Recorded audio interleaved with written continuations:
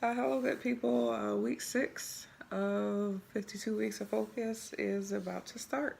Let's get Yes, it. let's get into it. We actually did the poll again this week to try to get your input and to interact with you guys a little bit more. And looks like the poll with how to know if you have found your Ruth or Boaz won. So we will consider this our part 2 of relationships 101. We won't take up too much of your time tonight. We're not going to rant as much as the last video because we went quite long for 40 last minutes. time. Too long. Yeah, way too long. Well, if you don't know about the story of Ruth and Boaz, I'll just give you a quick summary. Pretty much, Boaz came into the life of Ruth after actually she experienced some loss in her life. And she wasn't really looking for another husband, but God had spoken to Boaz that Ruth would be his wife.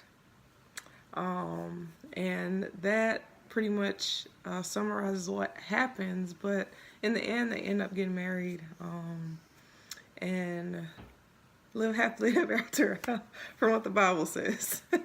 So, just wanted to give you guys a quick summary because some people may not know or know of the story. They've heard but don't know like the details. So, just moving on to the first point. I'll start off with the first two, and my husband will take up the last two. So it'll be only 4 points this time, like last time too, but And all the other ones. all the other videos too.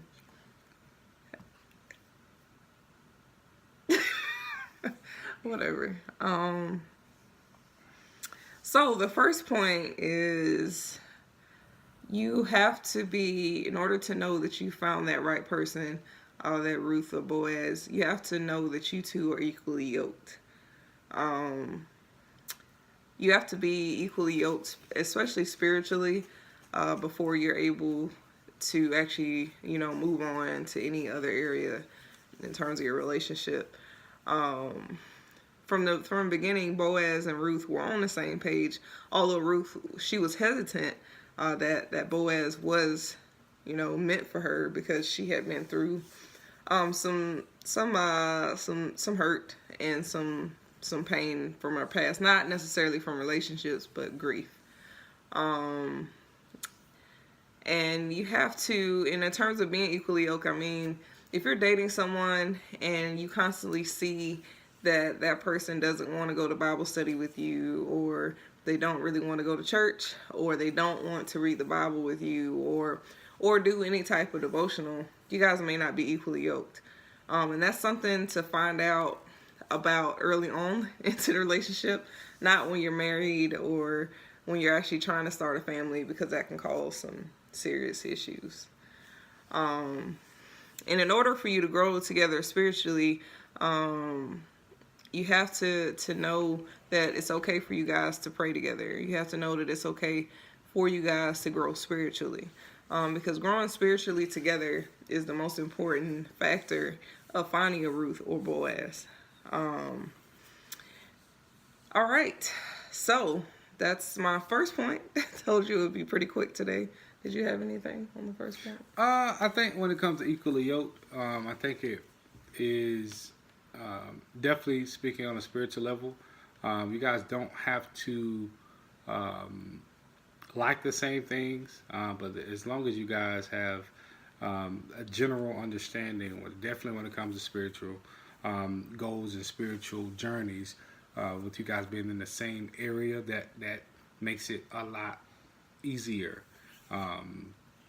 If you have one that is a believer and one that isn't a believer, it can make it a little tougher because of where you guys see your sources. And if your sources are different, that can kind of, cause some issues. So I'm not saying everybody has to be a pastor and everybody got to be a first lady and vice versa.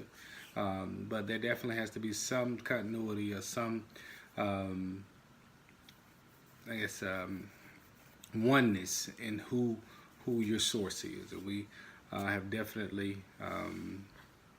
began to get into that ourselves. And there have been times where we struggled, but knowing that we have the same source has brought us even closer together.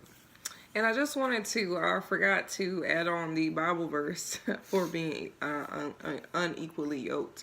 And that's 2 Corinthians 6:14. And it says, "Do not be unequally yoked with unbelievers. For what partnership has righteousness and lawlessness? Or what fellowship has light with darkness?" So if you are wondering or you're praying on being equally yoked, that's one Bible verse just to keep in mind as one of your memory Bible verses if you want to, or just take note to refer back to it in the future. All right, moving on to point number 2. You have to be comfortable with who you are in order for that Boaz or that Ruth to find you. And that is in reference to confidence. You have to be confident in your abilities. You have to be confident, in what you want out of life. You have to find yourself before you're able to be found, per se. I know myself, I've struggled with confidence in the past, just, based off of, past experiences. People would make me question my worth. So it's okay to embrace your flaws. It's okay to, embrace those things that you're not so proud of, because those flaws, regardless of how bad you think they are, God gave them, and, you have them for a reason. So don't feel bad about, your shortfalls. Everybody has them. So just to start, Ephesians 3:12 says, "In whom we have boldness and access with confidence by the faith of him." So our confidence should be grounded in God and in his word and his guidance in our life. We can't, necessarily depend on, for one, what humans say about us, or two, what those close to us, may or may not say. Don't look for validation from people, because God has already, granted all that you need. And if you exude that confidence, if you're sure of yourself, your Boaz and your Ruth, they'll find you, and they will be revealed, because until you become confident and fully own who you are, that person may not be revealed to you, because God knows that you're not ready. So take all the time that you need. If you need to, for one, we're big advocates of counseling, as you saw in our last video. Go to counseling to work those issues out, or talk to that friend who is neutral and will tell you the truth regardless. And just like taking it back to Ruth and Boaz, Ruth was confident, and she knew from the jump that Boaz was possibly her husband, but she was hesitant because she felt that she did not qualify or meet the qualifications to be Boaz's wife, just because he was so highly desired in the village and amongst her friends, and she just didn't think that she would get noticed. But God worked on her throughout that time, and she finally owned up to who she was. And Boaz actually approached her at that point and actually pursued her. So, and how the rest of the story goes, as I previously said, but confidence is everything. And it's okay to be confident. It's okay to be, sure of yourself. And you can do things like stopping, talking negative about yourself. If you find yourself saying, "I can't do it," take out "can't" and replace it with "can." Or sit here and say, "I am worth it," or "I am fearfully and wonderfully made," because you are. You're a child of God. You can't get any better than that. So, also, just keep in mind that, like I said before, every flaw is a come up or a possible blessing for your future. So if you say, "Hey, I hate my feet," well, your Boaz or Ruth may love your feet. Or they may love your, the feature about your body that you're most self-conscious about. that's another sign that they may be meant for you. And also prayer also helps with that confidence. Anything that you feel is a weakness, pray about it and pray on it, and it'll eventually get better. Do you have anything to say, babe? No, I think you did a pretty good job. Pretty good job.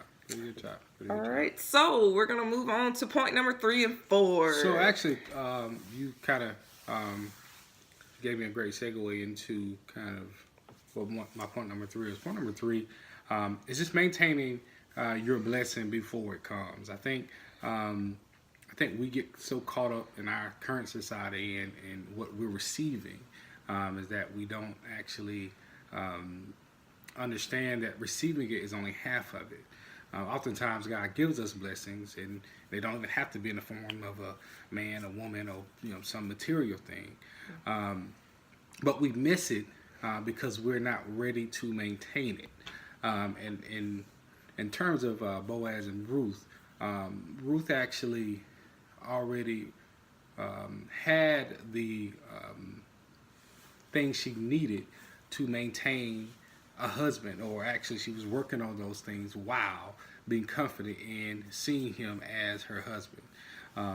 Fellas, we have to understand that if we really want to have a wife and have a family, we have to ourselves be ready to provide for that family. And I'm not just talking about, financially, because in the last video, y'all know she make a little more than me, whatever.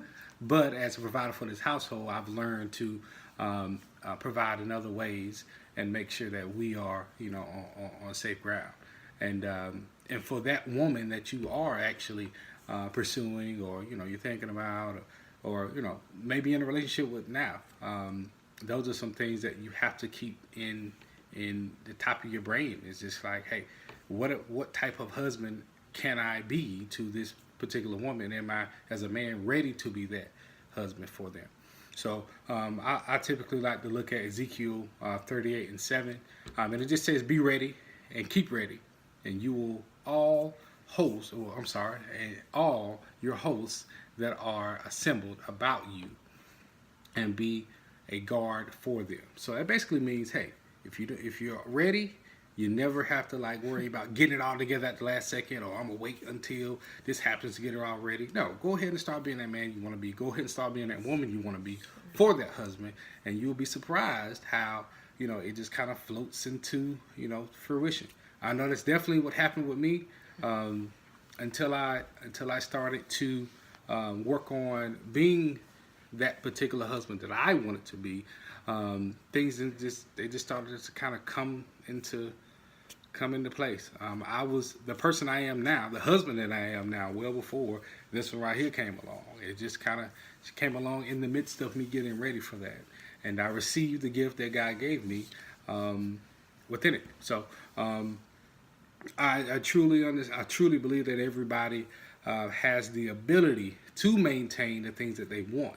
It's just a matter of looking within yourself and actually asking for permission to receive those things by showing, hey, I am ready. Because God doesn't give us things that we can't bear. So He looks at us, He sees us. All right. So if it hasn't happened yet, it's okay. That gives you more time to work on your craft and be the best you can be. What actually brings me into my 4th point, the importance and purpose of solitude.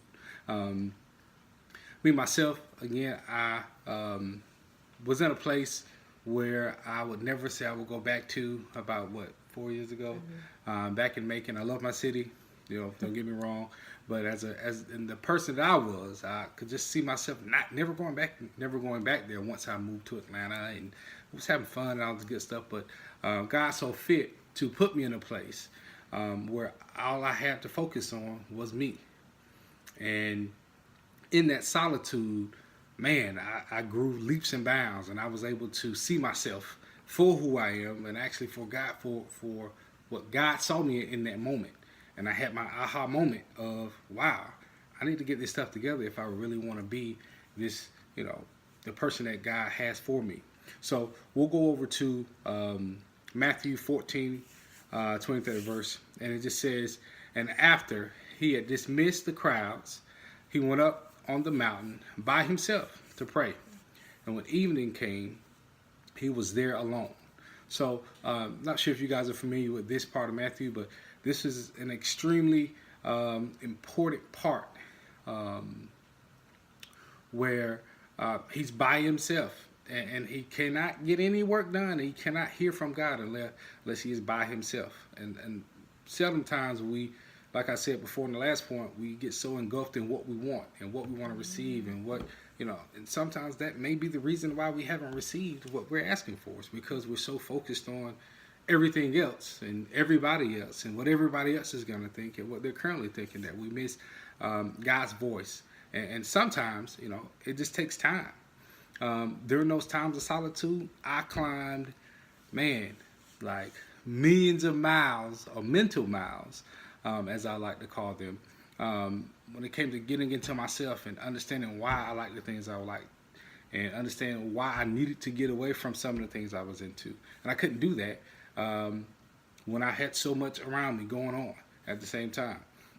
And also, as far as singleness goes, guys, I want to kind of debunk the rumor or debunk the I guess the common knowledge of it being a bad thing. Guys, coming from a married man, understand that that's like the most amazing time, because you get a chance to be obligated to yourself and understand how important you are. Because without the understanding of how important you as a person are yourself, you'll never be able to give that over to someone else.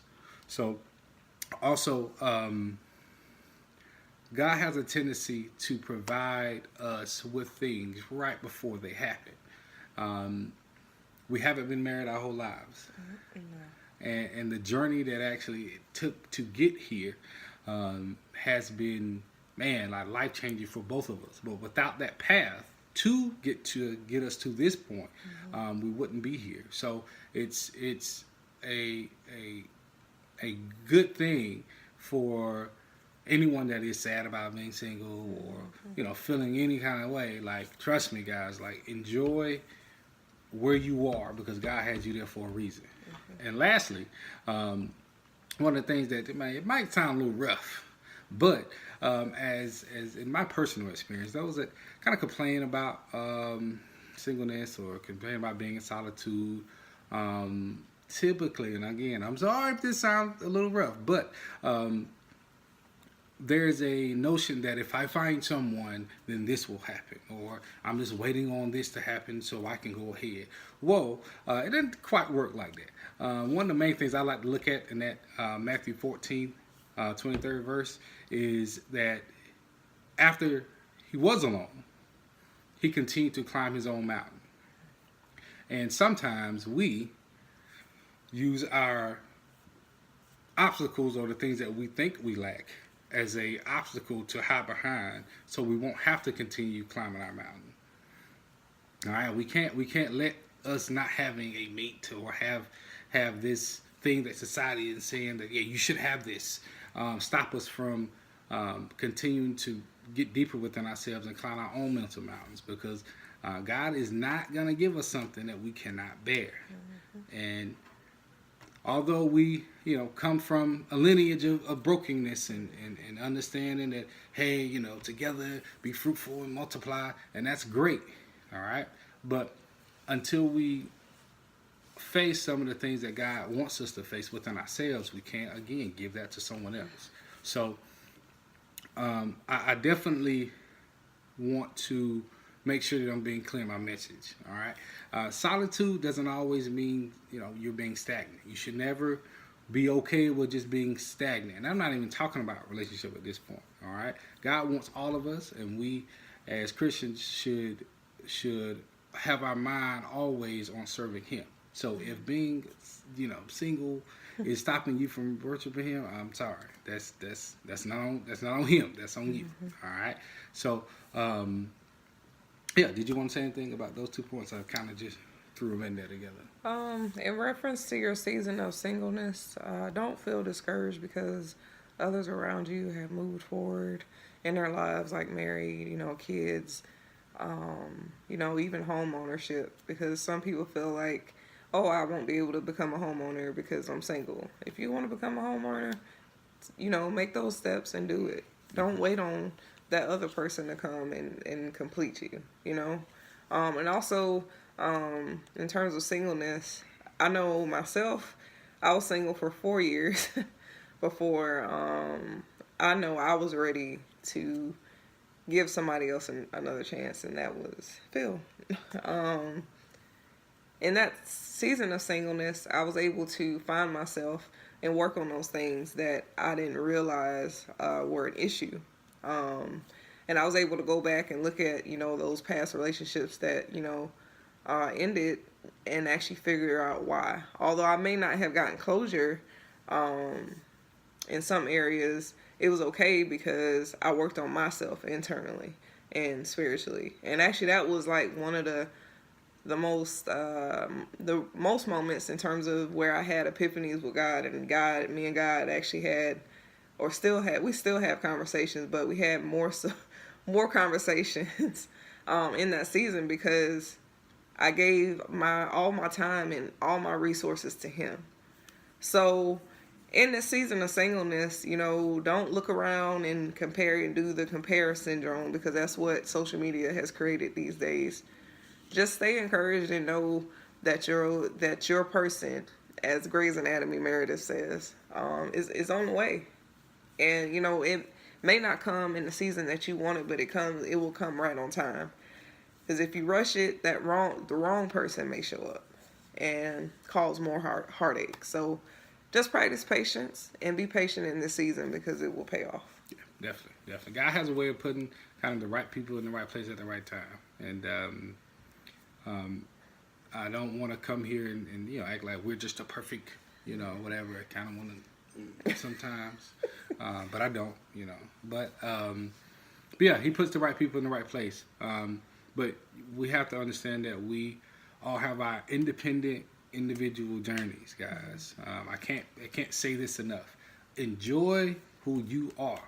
All right, like, not in a conceited way, but I feel like I'm the dopest person ever because I took that time to understand who I am, why I am, and everything that happens to me, I can handle it better because I know at the core who I am, who my source is. Yep.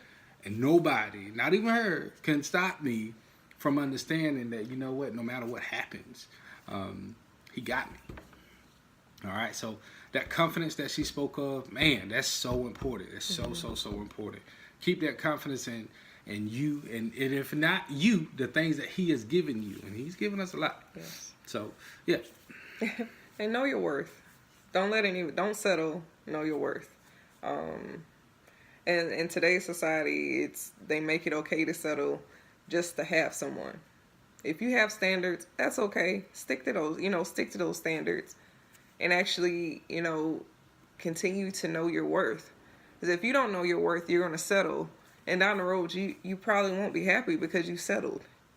So, just keep that in mind. You're worth the effort. You're worth the pursuit.